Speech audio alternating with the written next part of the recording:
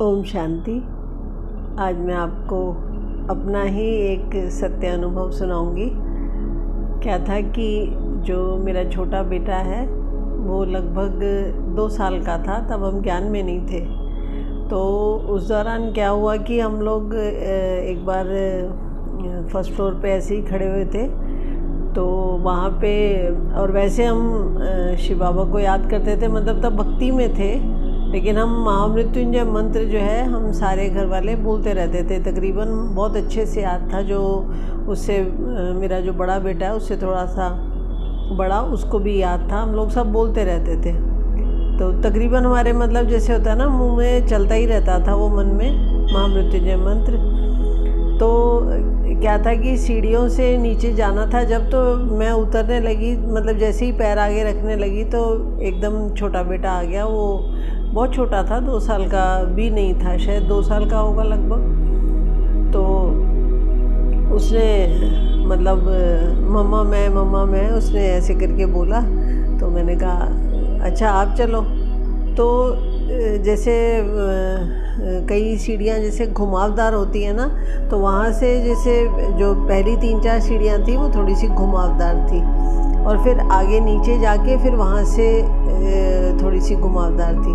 तो जैसे ही उसने पहली सीढ़ी पे पैर रखा तो उसका पैर मुड़ गया या क्या हुआ, तो एकदम सीधा नीचे गया, और फिर वहाँ से जो है घूम के और थोड़ा सा नीचे जाके वहाँ पे गिरा, और उसकी थोड़ी सी ऐसे आवाज़ आई है क्या। तो मेरे तो मुँह में तो बाबा का ये शिव जी का मंत्र तो चल ही रहा था। तो लेकिन मैं एकदम जो है घबरा गई कि छोटा सा बच्चा और सीढ़ियों से कैसे गया। मैंने मतलब वो देखा ही नहीं। जैसे ही उसका पैर मुड़ा मैंने आंखें बंद कर ली, मैंने नहीं देखा कैसे वो नीचे गया। तो उस समय मेरे युगल भी बैठे हुए थे, तो मैंने उनको कहा कि वो गिर गया है, आप नीचे जाके देखो। तो वो फटाफट नीचे गए। नीचे जाके देखा तो वो बिल्कुल ठीक था। आखिरी सीढ़ी थोड़ी सी ऊंची थी, तो वहाँ से जो नीचे गिरा वो, तो उस वजह से थोड़ा सा रोया। लेकिन उसके बाद जैसे देखा उसको कि कहीं पे सिर पे चोट आई हो, या पीठ पे, या पेट में, या किस तरीके से नीचे आया, तो कहीं पे भी कोई खरोंच भी नहीं थी।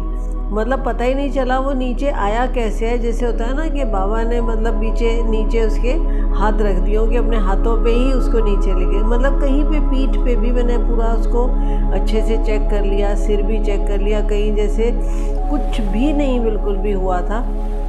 तो ऐसे बाबा इतना ज़्यादा, इतना नहीं तो इतनी काफ़ी सारी सीढ़ियाँ थी वो, और मतलब एक जगह से घूमा फिर दूसरी जगह से घूम के ऐसे, तो कुछ भी चोट लग सकती थी, कहीं पे भी लग सकती है। और छोटा बच्चा बिल्कुल रोक भी नहीं कहीं सकता था, बिल्कुल स्ट्रेट सीढ़ियाँ थी।